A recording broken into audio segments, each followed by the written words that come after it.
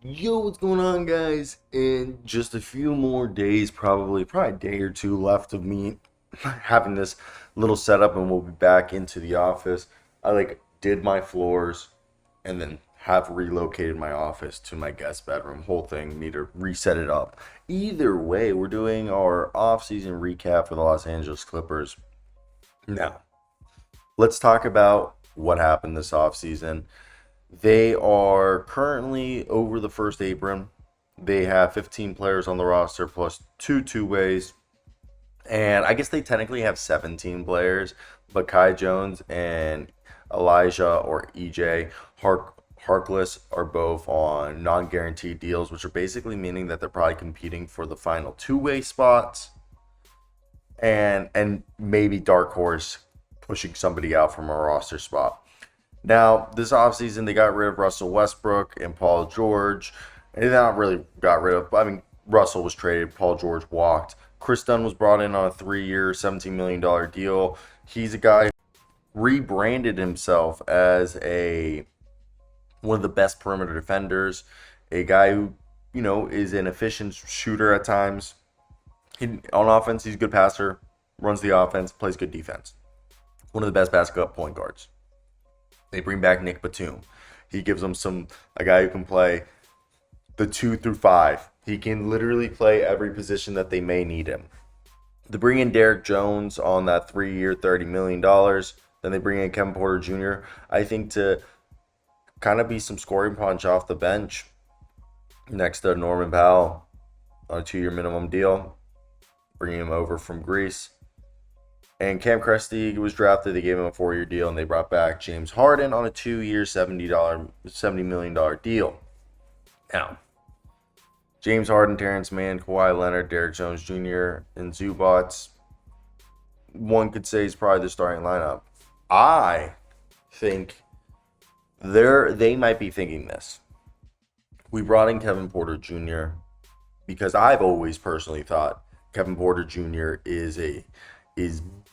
his best role is a 6-man. And Norman Powell, I thought when they did this, I was like, well, you already have Norman Powell, so this either means two things. Norman Powell is a starter, or you want to trade Norman Powell down the road. I personally think it's the former rather than the latter, unless they're really trying to save money. I think they'd move off of Bones Highland and PJ Tucker. By the way, Bones Highland and PJ Tucker are the two guys that they're trying to move. And my assumption is they're trying to flip like Bones Highland and PJ Tucker for one player instead of two. And the thought for me is Matisse Thybulle makes $11 million.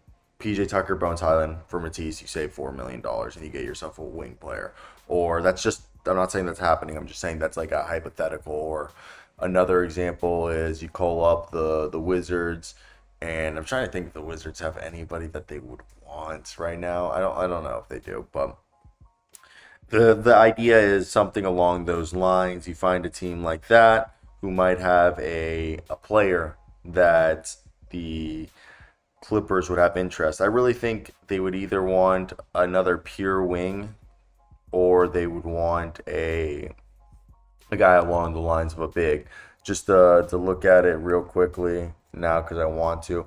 But before we continue, so yeah, I think there's a chance that starting lineup could be James Harden, Powell, Kawhi, Derrick, Zubats. Then you have Terrence Mann, Kevin Porter, Kris Dunn, Batum, Mo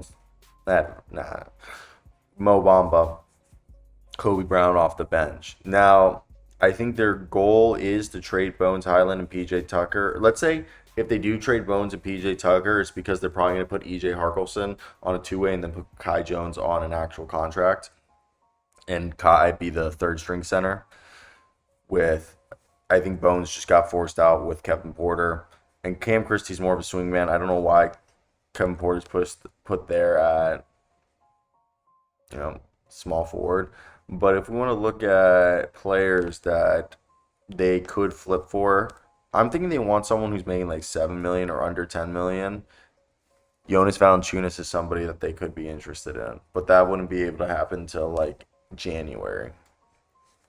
So when you look around, I think Jock Landale is a guy that they could be interested in. PJ Tucker and Bones Highland for him. I don't know if the Rockets would be interested in that. Another guy is like a Paul Reed if they wanted to call up the Pistons. And outside of that, I don't think anybody is like screaming something that they would be interested. I mean, if they want to take a flyer on Robert Williams' knees, that's something that they could do because I think Robert Williams is only making 12.4 this year, so it would be savings. But I feel like they'd want to trade for someone for under 10 or a Chris Boucher who's an expiring, just because I feel like they'd like to save money. And outside of that, I just don't see before a lot the other bigs would all have to be guys you'd have to wait. So I mean, I don't think they're gonna go for another guard. I really think if they went, they'd go bigger or wing. And it's not like there's a tons like Nick Richards would be somebody I think they would like to bring in.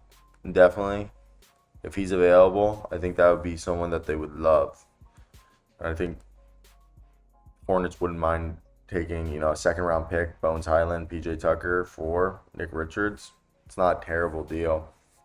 Now, yeah, I really think the starting lineup. I think Derrick Jones, Kawhi, James, Zubac's obviously the starters. I think there's a real chance that Norman Powell's a starter and they move Terrence Mann to the bench. I just think you want another scorer out there who's a consistent scorer. That way your starting lineup has three consistent scorers on there, while your bench will have Kevin Porter and maybe Bones Highland. But I think just having Kevin Porter gives you the confidence with Kris Dunn, Amir Coffey, Terrence Mann, and Nick Batum. And then you have Mo Bamba, Kai Jones, and Kobe Brown as front court help. I don't expect Cam Grizzly to play. And yeah, like I don't think it's terrible. I think they're doing the right thing and how they're putting this together.